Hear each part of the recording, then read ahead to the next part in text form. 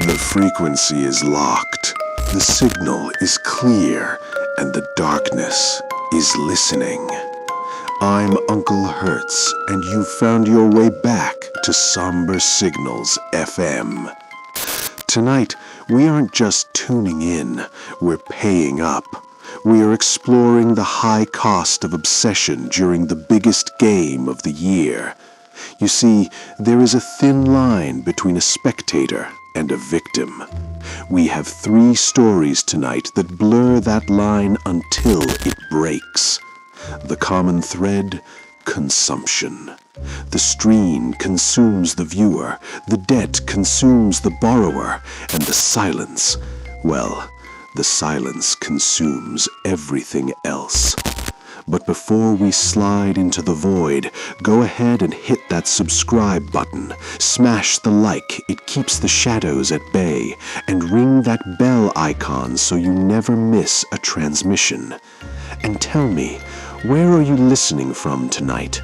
Drop your location and your local time in the comments.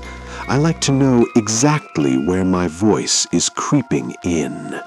So sit back, don't look at the reflection in your dark window, and whatever you do, don't bet against the house, because tonight the game isn't over until you are. I have never told anyone this. Not the cops, not my therapist, definitely not my mom.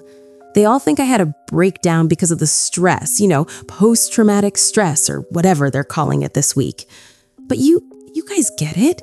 You know that sometimes the world just glitches. And once you see the glitch, you can't exactly unsee it. It was Super Bowl Sunday. I mean, obviously, that's why we're here, right? To talk about how a stupid game can turn a house into a cage. My husband, Mark, he is a fanatic. Not the fun kind, not the paint your face and drink a beer kind. He's the kind of guy who treats every play like a personal insult or a divine blessing. The house. Man, it reeked. That heavy, oily smell of buffalo sauce and those cheap frozen wings. And the beer. God, the smell of stale lager it's like the official scent of a bad Sunday. Mark had been on the couch since 11 in the morning. He hadn't moved, not even to use the bathroom. He just sat there in the blue glow of that massive 75-inch TV we bought on credit, his eyes reflecting the screen like 2 pieces of polished glass.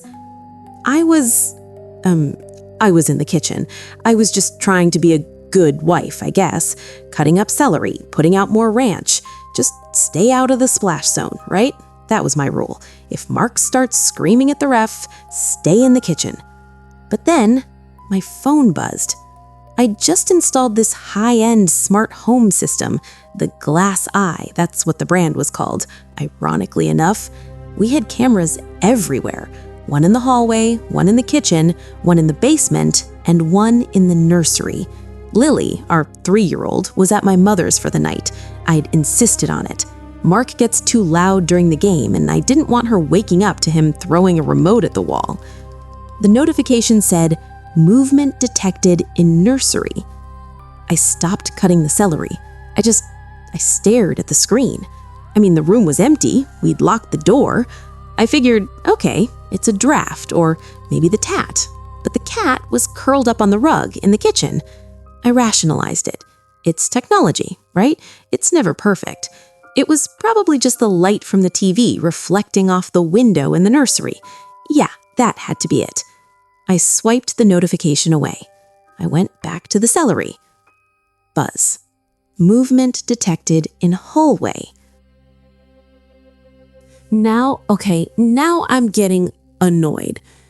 I mean, the hallway is right outside the kitchen. I would have seen someone walk by. I would have heard the floorboards. Our house is old. It groans if a mouse breathes too hard. I wiped my hands on my apron and opened the app. I pulled up the live feed for the hallway. It was dark.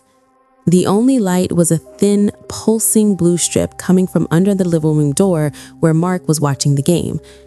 I looked at the screen, and my heart it dropped into my stomach. In the corner of the frame, right by the basement door, there was a hand. It wasn't a hand like yours or mine. It was long, too long. The skin looked like wet parchment, and the fingers were gripping the door frame so hard I could see the wood splintering in high definition. It just hung there. It didn't move. It was like a still image, but I could see the dust motes dancing in the air right next to it. I thought, Dave. Mark's friend Dave, he has a key. He's the kind of asshole who would sneak in through the basement just to jump out and scare me. I actually felt a wave of relief. You're an idiot, Dave, I muttered under my breath. I was actually angry. I wanted to go out there and yell at him for giving me a heart attack. I walked toward the living room door. I pushed it open. Mark, I said. The room was freezing. I mean, it's February, but we have the heat set to 70. It felt like I'd stepped into a meat locker. Mark was sitting perfectly still. He was hunched forward, his elbows on his knees, staring at the TV.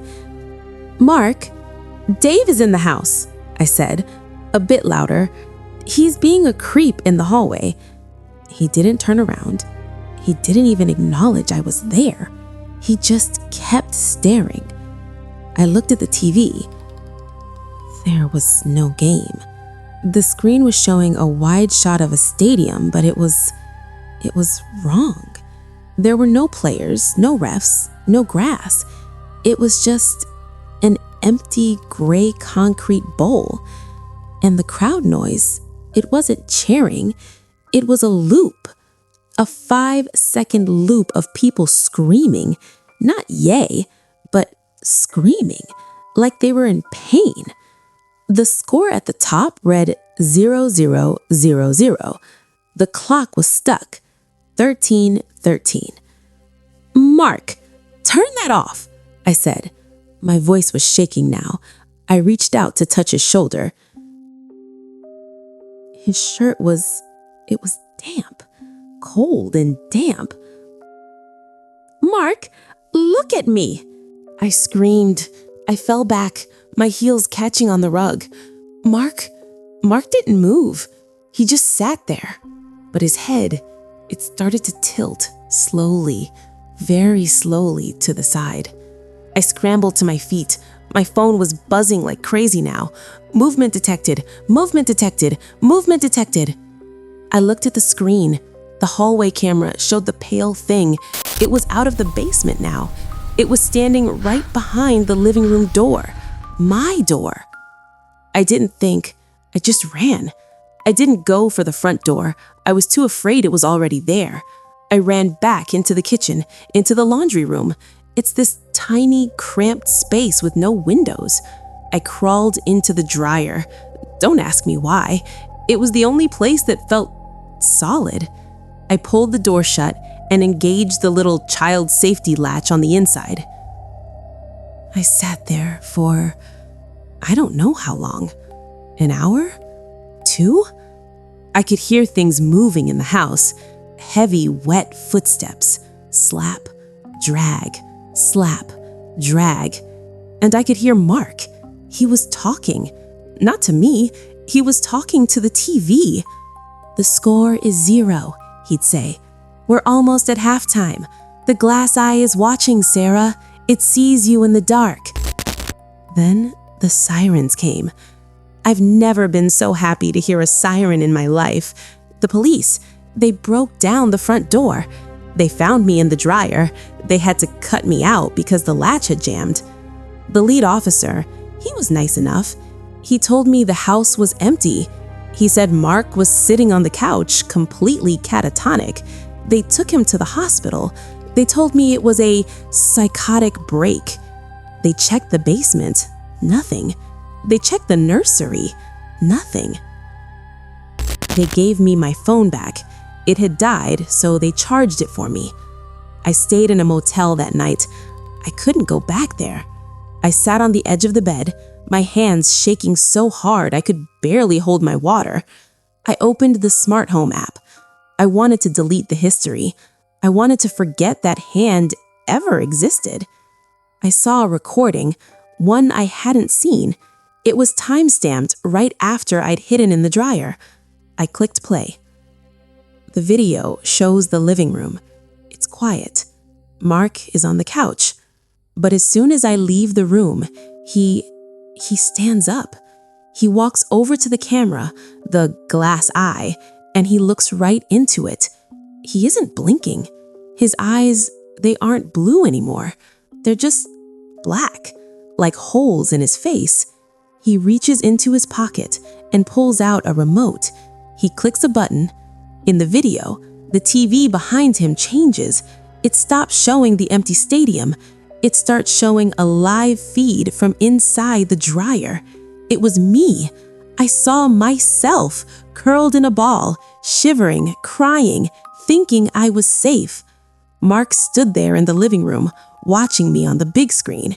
He watched me for 45 minutes. He didn't move. He just watched me like I was the halftime show. And then, right before the police arrived, he leaned in close to the camera. His breath fogged the lens, and he whispered, "I can see you through the glass, Sarah, and so can they." I haven't seen Mark since that night. The hospital says he escaped 2 days later.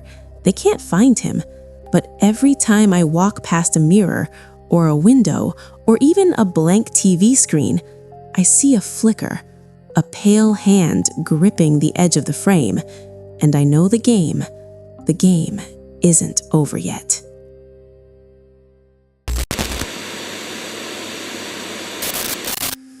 I think everyone has that one relative. You know the one. The guy who's always got a sure saying or a hot tip. For me, that was Uncle Silas. Silas wasn't a bad guy per se, he was a degenerate, a gambling addict who treated life like one big parlay. This year, for the Super Bowl, he went off the deep end. He didn't just bet the spread, he put $50,000, money he definitely didn't have, on a series of prop bets. The color of the Gatorade, the length of the national anthem, stupid stuff you can't predict. When he lost, he didn't scream like he usually did. He didn't throw his beer. He went quiet. I remember looking at him in the dim light of his living room, and his face looked like gray wax. He just got up, grabbed his keys, and walked out. 2 days later, we found his truck idling in a ditch about 3 miles from the county line. There was blood on the steering wheel, a lot of it. The driver's side window was smashed from the outside. We all thought the worst. My dad was a mess, thinking Silas had finally crossed the wrong people. But then, a week later, Silas just showed up. He walked into my dad's house looking surprisingly good. He was clean shaven. He smelled like, expensive soap and something sharp like cloves. He told us a story about how a local collection agency for the bookies had snatched him. Said he managed to talk his way out of it by promising a bigger payout later. We were so relieved that nobody really questioned the details. We wanted to believe he was safe. I volunteered to stay at his place for a few nights, just to make sure he wasn't being followed. That was my first mistake. His house, it felt different. Silas has lived in that old ranch-style place for 20 years, but that night it felt like a stranger's home. The air was heavy. It had this cloying metallic scent, like old copper and sulfur. "Just the pipes, kid," Silas said when he saw me sniffing the air. He was sitting at his kitchen table, staring at a stack of blank index cards. "Old houses, they breathe, I tried to rationalize it. He'd been through a trauma, right? If he was acting weird, it was just the stress. I went to the guest room, the one right next to the basement door, and tried to get some sleep. Around 2 a.m., I heard the scratching. It wasn't a mouse. It was rhythmic. Scratch, scratch, scrape. It was coming from right under the floorboards, directly beneath my bed. It sounded like someone was trying to write a letter using their fingernails on the wood. I froze. My stomach it did that slow, sickening drop. I lay there, staring at the ceiling, listening to that sound. Scratch, scrape, scratch. "Silas?" I called out. My voice sounded hollow in the dark. The scratching stopped instantly. "Go to sleep, kid." Silas's voice came from the hallway. He was standing right outside my door. I hadn't heard him walk up. "It's just rats, big ones. I'll set some traps in the morning." I didn't sleep. I couldn't. Something was wrong. The way he said rats, it sounded rehearsed. The next morning, Silas went out to run errands. I waited until his truck pulled out of the driveway, and then I did something I'm not proud of. I went into his room. I told myself I was looking for proof he was in trouble so I could help him. I found his phone in the top drawer of his nightstand. It was an old burner phone, not his usual one. I turned it on. There were no calls, no contacts, just one long thread of text messages with a number labeled The Collector. I started reading. "The 50 grand is gone," Silas had written 2 days after the game. "I can't pay." The reply came an hour later. "We don't want the money, Silas. We want the asset. You know the terms of the loss clause." My hands started shaking. I scrolled down. "I have the asset," Silas wrote. "He's staying in the guest room tonight. He's young, strong. He'll last longer than the others." I felt like the air had been sucked out of the room. He wasn't talking about a debt. He was talking about me. I wasn't there to protect him. I was the payment. I heard the front door creak open. Silas was back. I ducked into the master bathroom and locked the door. My heart was pounding so hard I could hear it in my ears, a wet, thudding sound. I looked in the mirror, trying to splash cold water on my face, trying to figure out how to get to the window. The smell of sulfur suddenly got overwhelming. It was coming from the vent in the floor. And then I saw it in the mirror. Behind me, the shower curtain was moving. Not because of a draft. There was a hand. A gray, leathery hand with nails that looked like jagged glass pulling the plastic aside. I didn't look back. I threw myself through the small bathroom window. I didn't care about the glass cutting my arms. I hit the mulch outside and just ran. I didn't go for my car. I ran into the woods behind his house and didn't stop until I hit the main highway. I flagged down a trucker. I told him I'd been in a wreck. I didn't tell him about Silas. I didn't tell him about the gray hand. I'm typing this from a Greyhound bus station 3 states away. I used a fake name to buy the ticket. I looked at the news this morning. Silas's house burned down last night. Electrical fire, they're saying. They found remains, but they can't identify them yet. But here's the thing. About 20 minutes ago, I got a notification on my new phone. A text from a blocked number. It just says, "The debt has been transferred. We'll see you at the halftime show." I don't think Silas was the one who lost the bet. I think he was just a broker. And now I'm the one who's out for the season.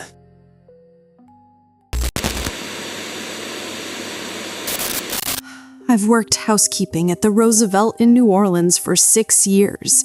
You think you've seen it all in this industry, especially during Super Bowl week. You see the high rollers, the politicians, the girls who charge by the hour, and the fans who vomit in the ice machines.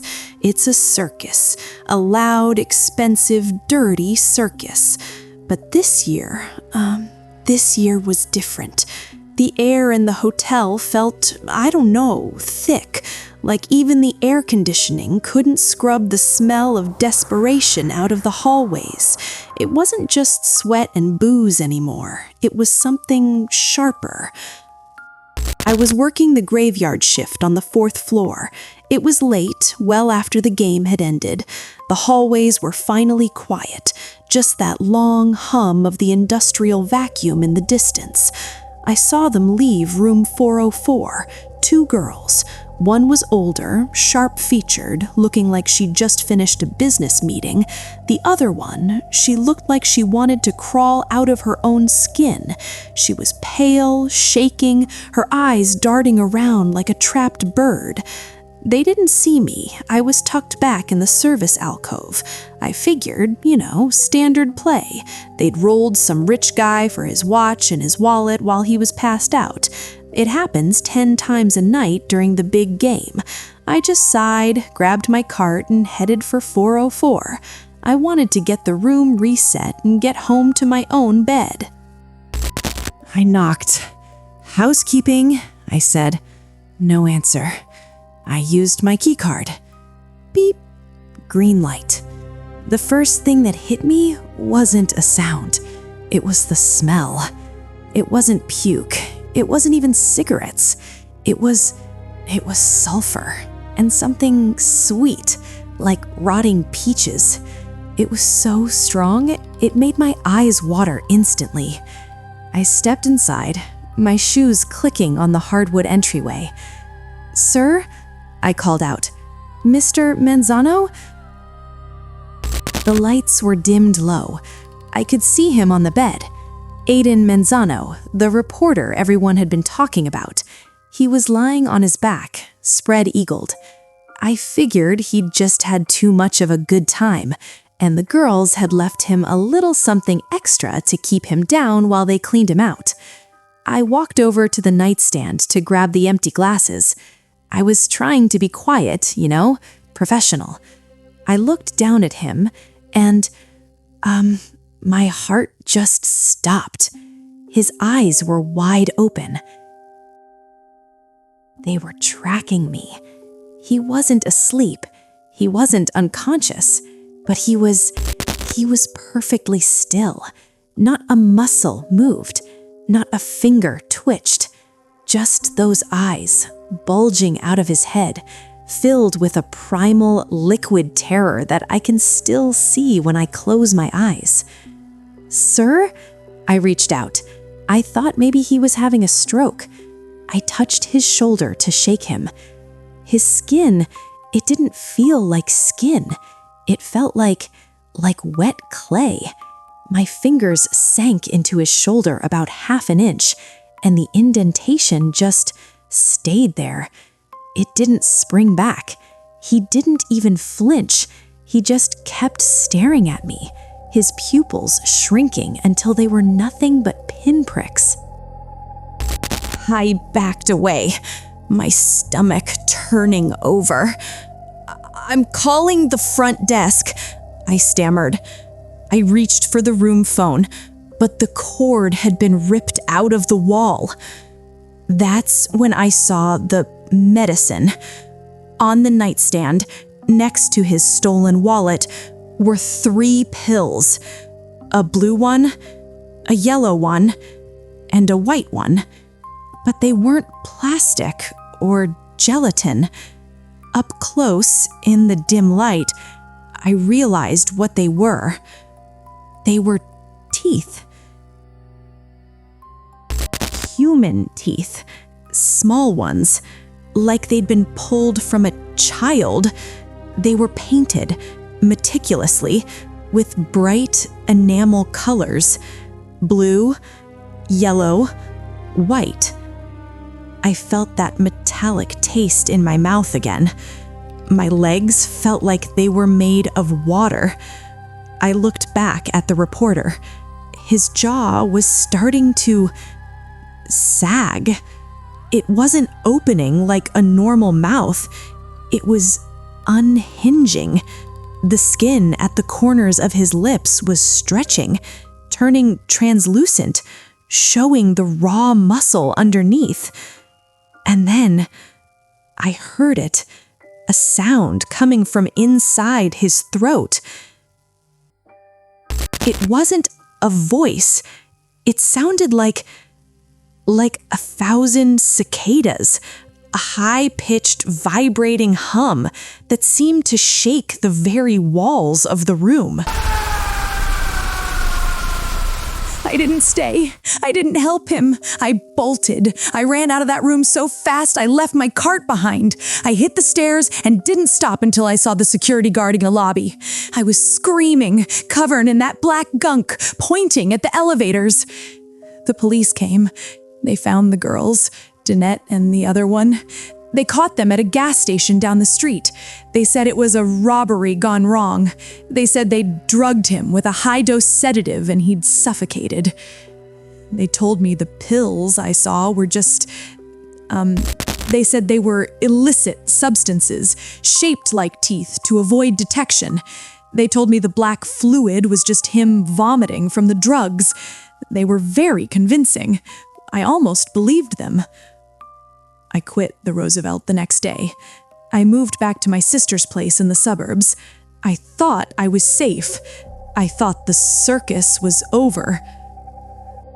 But yesterday, I was doing my own laundry. I was cleaning out the pockets of the apron I'd brought home with me, the one the police told me was fine to keep after they'd taken photos of it. I reached into the front pocket. I felt something small, hard. I pulled it out. It was a tooth, a molar. It wasn't painted blue or yellow. It was natural, but it was vibrating. I could feel that cicada hum coming from inside the bone. And then I looked in the mirror. In the back of my own mouth, in the very back where my wisdom teeth used to be, there's a new one, a bright enamel blue tooth. And every time I try to talk, I can feel my jaw starting to unhinge. I never saw the girls again, but sometimes when the house is quiet, I can hear 1,000 cicadas, and they're coming from inside my own throat.